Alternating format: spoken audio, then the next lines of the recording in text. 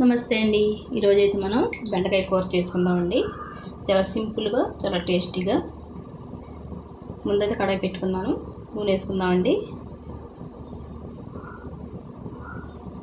నూనె అయితే కొద్దిగా వేసుకున్నామండి.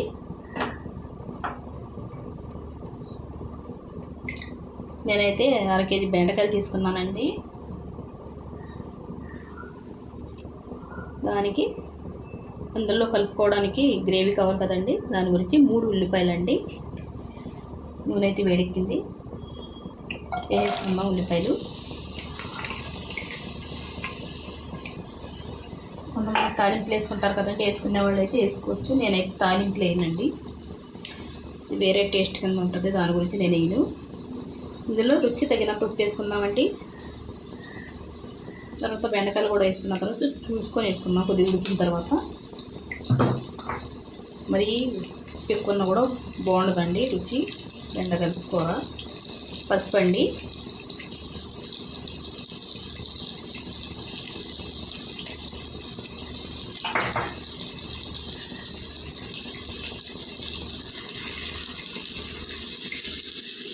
ఇదైతే బాగా కలుపుకుందామండి.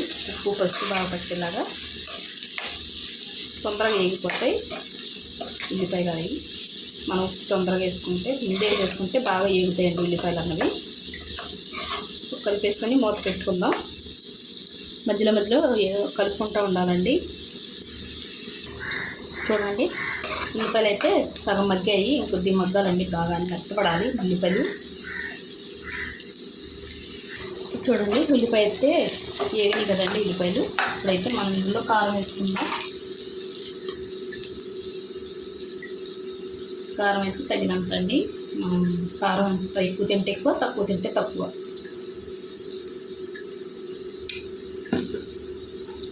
కారం ఒకసారి నూనెలో కలిపేసుకుంటే పచ్చి వాసన అన్నది పోద్దండి, కారంలో వాసన అన్నది ఉండదు. ఒకసారి ఇలా వేపకపోతే పచ్చి వాసన అన్నది ఉంటుందండి. ఒకసారి ఇలా కలిపేసుకుంటే నూనె లేకపోద్ది కారం. మనం బెండకాయ ముక్కలు వేసుకున్నామండి. చూడండి, ఇలా కోసుకున్నాను బెండకాయలు. ఒక 5 పచ్చిమిరపకాయలండి వేసేసుకున్నామండి. ఇవన్నీ బాగా ఈ ఉల్లిపాయలకి కారం పసుపు అన్నీ బాగా పట్టేలాగా కలుపుకుందాం.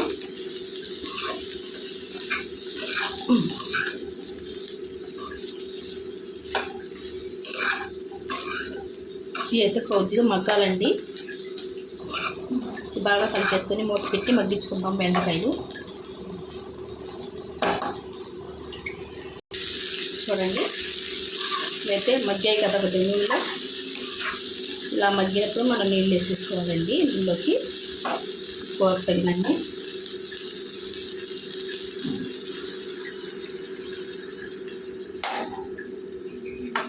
కొద్ది నీళ్ళు ఎక్కువ వేసుకోవాలండి. బెండకాయలు బాగా ఉడకాలి కదా, లేకపోతే పచ్చి ఉంటుందండి. పచ్చి లేకుండా వండుకోవాలి బెండకాయలు, అప్పుడే టేస్ట్ బాగుంటుంది కూర. ఇంకా పడతాయండి నీళ్ళు, వేసుకుందాం. ఇంకొద్ది వేసుకుందామండి. అంటే 1 గ్లాసు పావు వేసుకున్నాను నీళ్ళు. ఇప్పుడు అన్నీ బాగా కలిపేసుకొని నీళ్ళలోకి బెండకాయ కొద్దిగా జిగురు ఉంటాయి కదా, ఇలా వండుకుంటే మనకు జిగురేమి ఉండదండి. మనం ఇప్పుడు ఉప్పు చూసుకుందాం. ఉప్పు అయితే కొద్దిగా లైట్గా పడుతుందండి. ఉప్పు వేసుకొని మూత పెట్టి వండుకుందాం. చూడండి, నీళ్ళు అయితే ఎగిరిపోయాయి కదా, నేను కొద్దిగా దగ్గరకంట అవ్వాలండి. అయిన తర్వాత చూద్దాం. చూడండి, బెండకాయ ఎగురండి. ఇలా వండుకుంటే సరిపోద్దండి. ఇలా కలుపుకుంటూ ఉంటే మనం ముక్కలు చెదరకుండా ఉడికిపోద్ది బాగాని. చాలా టేస్టీగా ఉంటుంది, సింపుల్గా అయిపోద్దండి. ఇలా ఒకసారి మీరు ట్రై చేయండి బెండకాయ కర్రీ.